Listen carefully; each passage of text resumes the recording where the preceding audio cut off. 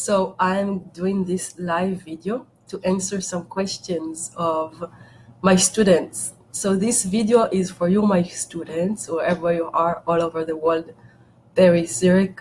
And if you want to practice, I want to help you to practice doing Thetahealing. If you didn't do the class yet or you're interested, this could also be a good video for you because it would give you some of the essence of this method and how it works. And it can kind of get you started, okay? So how do we do a Theta Healing session? How do we start? This is a lot of people do the class and then they want to start practicing. I don't recommend opening a clinic, but I do recommend practicing with friends, with people that you are close to, that you feel comfortable, okay? So what do? A person comes to you, usually will come with some kind of thing that you would want to work on. And most of the time, the thing is kind of a pattern that is troubling him or blocking him in his life, okay? Whatever it is, you have to first, through just a question, you have to identify the pattern, okay? Let's say Vayana, she describes that in her life, she attracted a lot of men that were abusive to her. So a person can come to me with this kind of problem. I see that I'm attracting the wrong man. I see that I'm attracting the wrong job. I want this job, but I cannot get that. And it always happens to me. Okay. The first thing is kind of recognition that this problem didn't start today, that it is a pattern. So that's why it repeats itself over and over and over again in my life. That's not something that is now.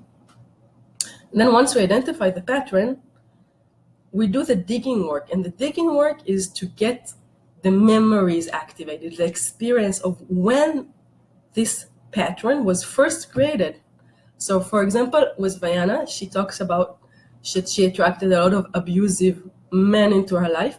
And when she went back into her experience, she realized that the first relationship she had was with her mother. And that was in some way abusive because her mother would beat her up. She would this would be the way to educate, and that would be fine. But Vayana learned that love is pain. And that's why she attracted a lot of these men into her life. So when somebody comes to me, I want to bring those memories awake. Where did it come from? Where did it first happen? Once I recognize. And how do we do that? A lot of people get stuck there. And what you have to understand is there is a difference between your awake state and your dream state. And we want to get the people into this dream state. Dream state is also where we are because we are doing Theta Healing and our brain is activated in a Theta brainwave. So we can see things. But how do we get the people into this experience of what we see? Through questions. And those questions, we have to ask the experience. Not the conscious mind, but the experience, the memory. And we do that, or I do that through the senses. So we have 5 senses, yeah? We have seeing, hearing, tasting, feeling, smelling. Okay? Now, we can ask a question to the visual sense. For example, somebody comes to me, like Vayana would come to me, she said, I attract a lot of men who are abusive, and she would go on about it, last relationship, blah, blah, blah, blah, blah, blah, blah, blah. I will say, after I understand the problem or what she wants to solve, I can start to ask questions. But I will not ask her from what she thinks now. I want to get her to the experience. So I can ask her to close her eyes. It's always easier. Close your eyes so you can go more inside. And tell me, if you open a door in your back and you walk 5 steps behind and you go deeper into a cave and you turn the light on, what do you see? Now, you will be surprised, but you will get some kind of images. And whatever comes up with this picture has a relationship with the problem today. It could be that past life experience will come up in this sort of question because our eyes, they're something that travels with us from life to life. So you have to know that if you're asking the sight, you're asking what to see. If you're asking to turn a light or to go back into a cave in the dark, you're asking the visual sense. And then it could be that past life experience will come. Probably they will in this sort of question. Now, through asking the other senses, you can remain in this life, meaning from the time that I was conceived until today. And I want to trace some memories.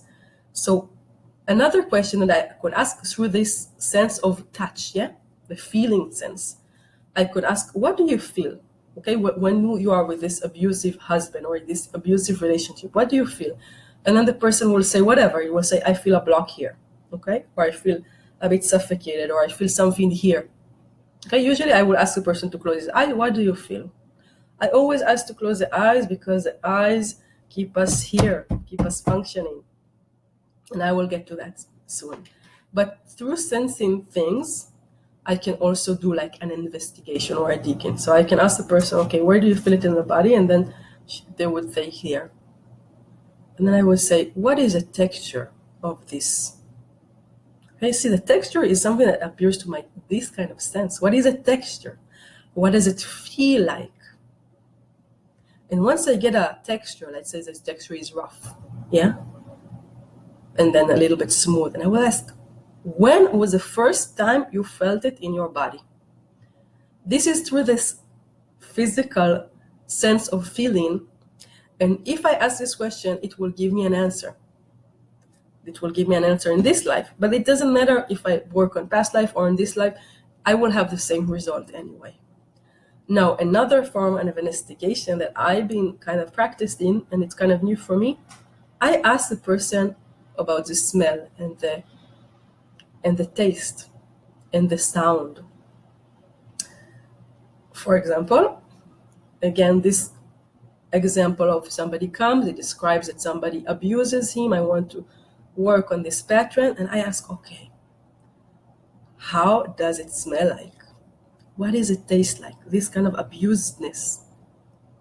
This sounds a bit weird, no? Those kind of questions, they sound weird. How can it smell? An abuse doesn't smell. But actually, those questions are going to those more primal senses, like the sense of smell is quite primal. What do I mean by primal? I mean, we don't use it often to survive in this world, right? We don't survive based on our smell. Oh, I should go there because there is a good smell. No, dogs do that. Animals do that. But a human being, we base a lot on what we see. Okay? All of our daily functions are like what we see. I read, I go on the internet, I use what I see to survive, to function. That's why the visual sense is kind of more related to the cognitive thinking, to the rational thinking. So when I'm going to ask questions about this sense, like what do you see, it's going to be quite easy for the person to answer me, but it's going to be harder for me to get to his subconscious mind. And if I ask a question about the smell or the taste, I'm going to get a subconscious answer right away. And that's a good technique because that's what I want to do. I want to get to the subconscious, to the very, very primal essence of the experience.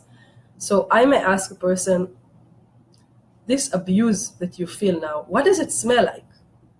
That's weird, no? But I will always get an answer. It will take me more time because the person will go more into his subconscious mind where the things are less concrete and they are less verbalized, but they are more in the experience. And somebody may answer something like, it smells like rubbish, I don't know, whatever. And then I will ask him again this question, when was the first time you smelled that? When was the first time you smelled that? Or when was the first time you tasted that? That's just the same. And when I ask this question, I have to pause, I have to wait, because it will take some time for the person to come up with the answer, because the answer is coming from within, from this dream state, from inside. That's a good sign for me. I want to wait. I want to have those silent pauses in my investigation or in my session, because that's when the person is active inside of him. It's kind of like looking at his inner stuff and saying, okay, that's, and that, and that, and that, and that. Okay? Now, once I get an experience, for example, somebody will tell me, well, this abuse is kind of smells like rubbish. And the first time I smelled rubbish was when I was born. Then I will ask him, what happened there? And I will get an answer of the primal experience that happened. And that's kind of the first state of investigation. And that's a lot of people get stuck there because they don't know how to ask the patient question. That's kind of scary for you, no?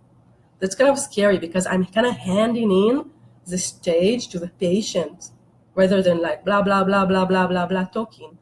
But you have to know that it's very, very important for the person to be involved.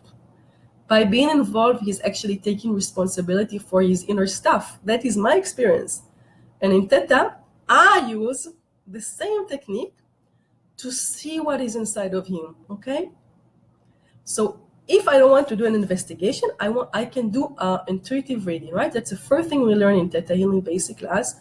We learn to send healing, we learn to send love, and then we learn to do an intuitive reading. And how does an intuitive reading work? It works the same way. I'm going inside, and then I'm seeing a picture. Then I'm asking myself, what does this picture remind me of? I know that when I see a fish, it reminds me of silence. And I already know that when I see a fish, it means the person is having trouble to talk about those things. And that's a visual picture. But I also feel things in my own body. So I do a scan and feel a contraction here, right? So I know that he's feeling that. Now the smell and the taste, I also really recommend start to work with them. Start to ask yourself while you're investigating, like while you are doing the reading, focus and try to smell. Diana smells bacteria, viruses, funguses, whatever. She just trusts this, okay? Now, those things are a little bit harder to verbalize also for you when you want to explain to the person what you smelled. That's going to be harder than what you saw or what you felt in the scan. But that's a great practice because from the smell and from the taste, you're going to get more primal knowledge because it also appeals to your more subconscious, deep, intuitive sense and not to your rational mind. And that's where you want to work when you're doing the intuitive reading, okay? So that is the first stage of the session. Either you do a reading or you're taking the person into an investigation, or what I do both. I do a reading, I know where I'm going, and then I ask the person the questions. Kind of, it helps me. I'm leading him, but not exactly in the darkness because I have a clue where I'm going, but he's in the total darkness, okay? But you're still holding this space for him. So those questions are quite important. So that's quite the first stage of the session. And later on, I'm going to explain to you how to download things and how to identify the exact pattern. But for now, I just want to focus on that. So thank you very much if you are here. And if there was something that was unclear, you can ask me a question through the Facebook or through WhatsApp or whatever. But if you're a student of mine, I really want you to have those base. And I really want you to be able to do a Theta session. So later on, I'm going to explain also what the other stages of a session. Thank you very much. I'm going to turn this off now. How do I turn it off?